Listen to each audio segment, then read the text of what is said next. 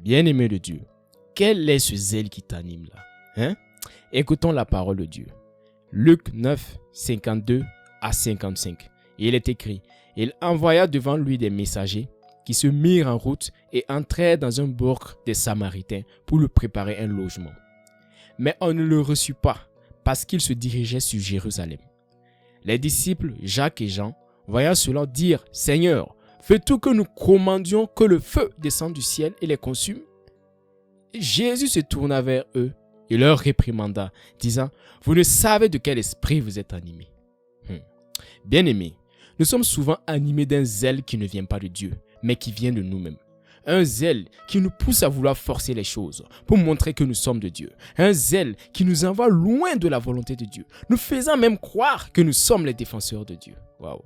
Un zèle qui brûle dans la colère, qui brûle dans l'amertume, qui brûle dans l'orgueil. Un tel zèle-là ne vient pas de Dieu. On se comprend. Le zèle qui vient de Dieu se manifeste dans l'amour, dans la patience, dans la loyauté, dans le pardon. Souvent même, tellement on est pressé de paraître, on va prendre un feu qui ne vient pas de Dieu. On va toucher à un feu étranger. On va faire des pratiques avec des gens qui se disent de Jésus.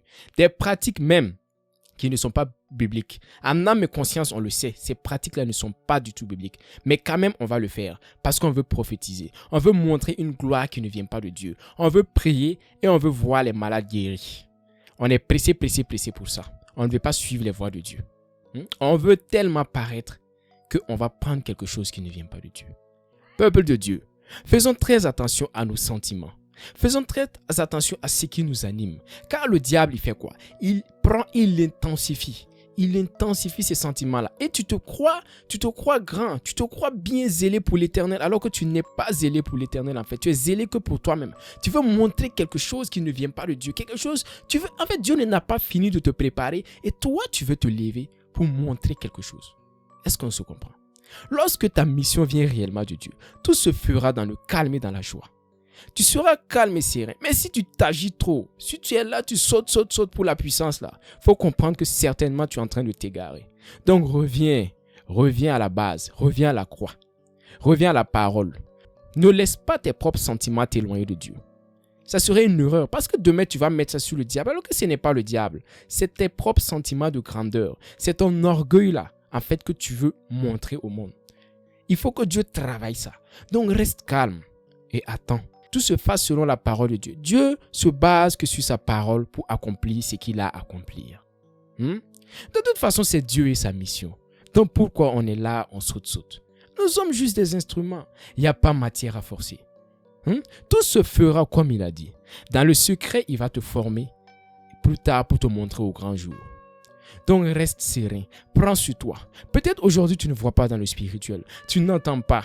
Tu ne vois pas de tes yeux le résultat de tes prières, mais sois sûr que tes prières ont un impact quelque part. Car au nom de Jésus, tout genou fléchit. Tu ne peux pas prononcer le nom de Jésus avec foi et rien ne va se produire.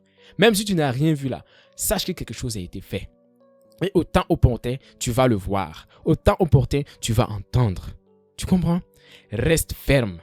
Continue dans la prière. Force, prie, jeûne, prie. Demande au Seigneur de te remplir. Demande au Seigneur de te conduire. Ne laisse pas l'orgueil te prendre. Tant que l'Éternel ne t'a pas dit ça y est. Non, ne te lève pas partir. Le moment venu, tu verras qui est l'Éternel Dieu des armées. Tu verras qui est le Seigneur Saint-Esprit. Ne laisse pas le découragement te prendre. Ne laisse pas ce zèle qui vient de toi là te prendre. On se comprend? Ok? Soyez bénis au nom puissant de Jésus-Christ. Amen.